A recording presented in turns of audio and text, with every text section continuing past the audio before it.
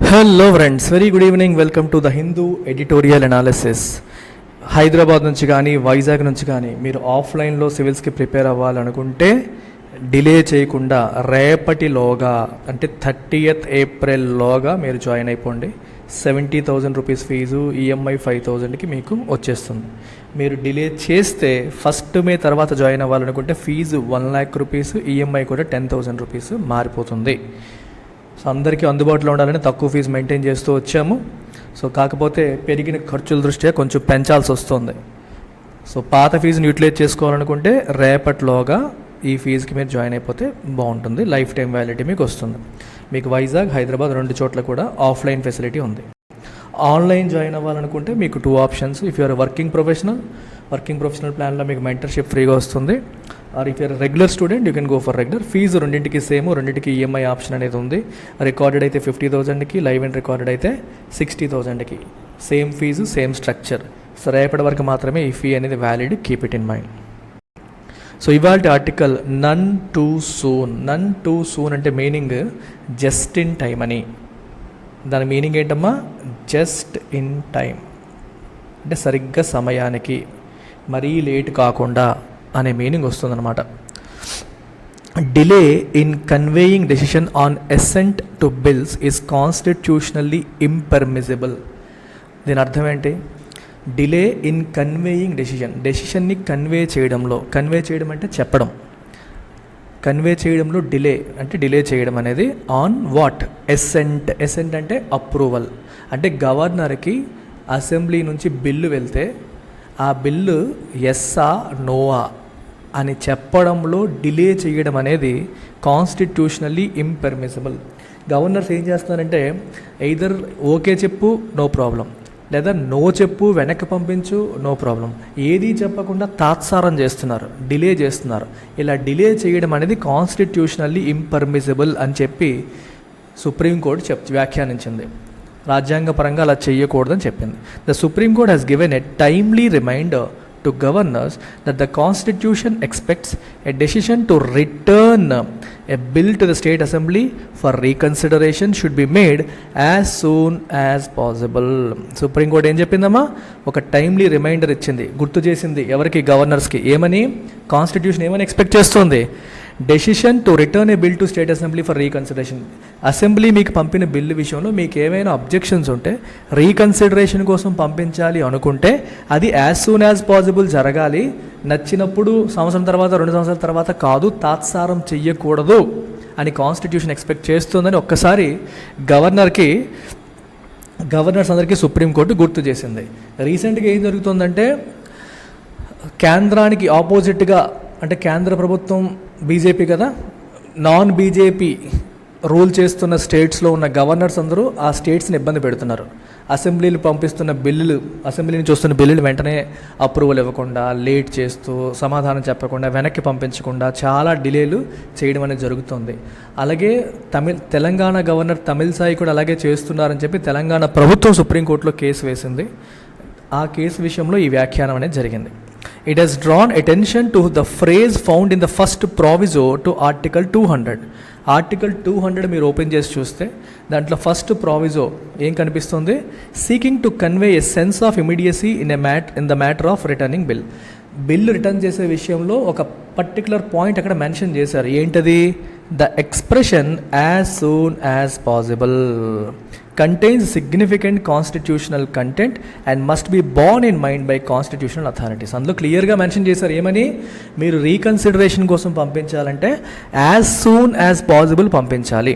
మరి as soon as possible అనే phrase అక్కడ మెన్షన్ చేశారంటే దాని యొక్క ఇంపార్టెన్స్ని కాన్స్టిట్యూషనల్ అథారిటీస్ అర్థం చేసుకోవాలి, అది మైండ్లో పెట్టుకునే దాన్ని చేయాలని క్లియర్గా చెప్పడం జరిగింది. The court observed this effectively means it would be constitutionally impermissible for governors to hold on to bills indefinitely without communicating their decision to the house. దాని అర్థం ఏంటి? కాన్స్టిట్యూషనల్లీ ఇట్ వుడ్ బి ఇంపర్మిసిబుల్ అంటే గవర్నరు బిల్లు తన దగ్గరే పెట్టుకొని నచ్చినంత వరకు delay చేసుకుంటూ ఉండడం అనేది కాన్స్టిట్యూషన్ పరంగా నాట్ పర్మిటెడ్ అని సుప్రీంకోర్టు యొక్క వ్యాఖ్య యొక్క meaning. The Telangana Governor Dr. Tamilisai Soundararajan, against whose apparent inaction on several bills the state had approach the court. తను చాలా బిల్స్ పైన ఎటువంటి యాక్షన్ తీసుకోకుండా తాత్సారం చేస్తుంది అనే ఉద్దేశంతోనే తన పైన వాళ్ళు కేసు వేసి సుప్రీంకోర్టుకి తెలంగాణ ప్రభుత్వం అప్రోచ్ అయింది. అప్పరెంట్ అనే పదం ఎందుకు వాడారు? ఎగ్జాక్ట్గా నోబడీ నోస్. సో చెప్పబడుతున్న విధంగా యాజ్ సీన్ అవుట్వర్డ్లీ, అంటే బయటికి కనిపిస్తుంది, బయటికి చెప్తున్న విధంగా ఏంటి, ఆవిడ ఏ యాక్షన్ తీసుకోవట్లేదు అని ఆవిడ పైన ఆరోపణతో వీళ్ళు కోర్టును అప్రోచ్ అవ్వడం జరిగింది. కమ్యూనికేటెడ్ టు ది కోర్ట్, ఎవరు? తెలంగాణ గవర్నమెంట్, తమిళసాయి సౌందరరాజన్ ఏమని కమ్యూనికేట్ చేశారు? That no bills were pending with her, నా దగ్గర ఏ బిల్లు పెండింగ్ లేదని తను చెప్పింది. తనకు వ్యతిరేకంగా వీళ్ళు వెళ్ళారు. తను ఏమంటుందంటే ఏ బిల్లు కూడా పెండింగ్ లేదు, and that she had written 2 bills for reconsideration, 2 bills reconsideration కోసం రిటర్న్ చేశాను, while seeking further information from the government and few others. ఇంకొన్ని వాటికి ఫర్దర్ ఇన్ఫర్మేషన్ కావాలని చెప్పి నేను గవర్నమెంట్ అడిగాను, నా దగ్గర ఏది పెండింగ్ లేదు అని చెప్పేసి తను రిప్లై ఇచ్చింది. బేస్డ్ ఆన్ దిస్, దీన్ని బేస్ చేసుకొని the court disposed of the petition, వీళ్ళు వేసిన పిటిషన్ డిస్పోజ్ చేసింది. అంటే అయిపోయింది, ఆ కేసు అయిపోయిందని చెప్పి తేల్చేసింది. అంటే కేసు వేసి అది హీరింగ్కి వచ్చేలోపు ఈ పనులన్నీ అయిపోయి ఉంటాయి. సో వచ్చేసరికి ఏది పెండింగ్ లేదు కాబట్టి కేసుని డిస్పోజ్ చేసేయడం జరిగింది. But kept open questions that arouse from the issue for consideration and appropriate case. అయితే ఆ కేసులో, ఈ పిటిషన్లో ప్రభుత్వం లేవనెత్తిన ప్రశ్నలు ఏవైతే ఉన్నాయో వాటి గురించి మాత్రం కామెంట్ చేయడం అనేది జరిగింది. ప్రభుత్వం లేవనెత్తిన ప్రశ్న గురించి మాత్రం కామెంట్ చేయడం అనేది జరిగింది, వదలలేదు. కాకపోతే ఆ పిటిషన్ అనేది ఇప్పుడు ఆబ్వియస్గా, ఎందుకంటే ఆ కేసులన్నిటికీ, ఆ బిల్స్ అన్నిటికీ రిప్లై వెళ్ళిపోయింది కాబట్టి మరి దాని గురించి కేసు ముందుకు తీసుకెళ్ళలేదు. The court's observation addresses the issue of delay. Main problem ఏంటి? డిలే. ఈ డిలే అనే ఇష్యూని కోర్టు యొక్క అబ్జర్వేషన్ అడ్రస్ చేసింది. But it is only one aspect of the controversy. అయితే కాంట్రవర్సీ యొక్క ఒక ఆస్పెక్ట్ మాత్రమే ఇది.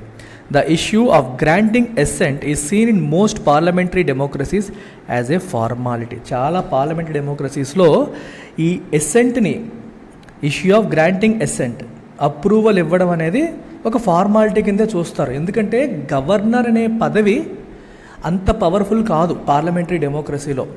అసెంబ్లీ వాళ్ళు మొత్తం అంతా చేసి పంపితే he's a formal authority to say yes అంతే. He has to act on the aid and advice of council of ministers అని చెప్పి మనకి కాన్స్టిట్యూషన్లో ఉంది. కౌన్సిల్ ఆఫ్ మినిస్టర్స్ యొక్క ఎయిడ్ అండ్ అడ్వైస్ మీద ఆయన యాక్ట్ చేయాలి అంటే ఆయనకు ఉన్న పవర్స్ తక్కువ అనే ఉద్దేశం. So it is just a formality, వెళ్తే ఆయన సంతకం పెట్టి పంపించడమే. అన్లెస్ కాన్స్టిట్యూషన్ని తప్పుబట్టేలాగా, కాన్స్టిట్యూషన్ని వైలేట్ చేసేలాగా ఏమైనా ప్రావిజన్స్ ఉంటే తప్పితే.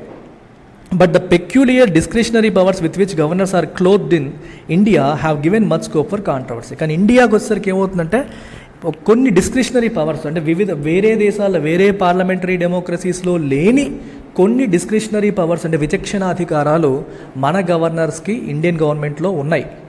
దానివల్ల ఈ కాంట్రవర్సీలు వస్తున్నాయి. మీకు 2 ఆర్టికల్స్ గురించి చెప్పాలి. ఒకటి ఆర్టికల్ 200, ఇంకొక ఆర్టికల్ గురించి కూడా మనం మాట్లాడదాము. ఈ 2 ఆర్టికల్స్ గురించి, ఈ 163, ఈ 163, 200కి మధ్య యుద్ధం గురించి మనం నెక్స్ట్ పారాగ్రాఫ్లో మాట్లాడదాం. అప్పుడు మీకు క్లారిటీ వస్తుంది, ఎక్కడ సమస్య వస్తుంది అనేది మనకు తెలుస్తుంది. సో దీనివల్ల, ఈ డిస్క్రిషనరీ పవర్స్ వల్లే మనకి ఈ కాంట్రవర్సీకి స్కోప్ అనేది క్రియేట్ అవుతుంది. అంటే ఈ వివాదం వచ్చేలాగా, కాంట్రవర్సీ వచ్చే సిచ్యువేషన్ అనేది క్రియేట్ అవుతుంది. డిస్క్రిషనరీ పవర్ అంటే అర్థం ఏంటమ్మా? విచక్షణాధికారం. విచక్షణాధికారం అంటే మీనింగ్ ఏంటి?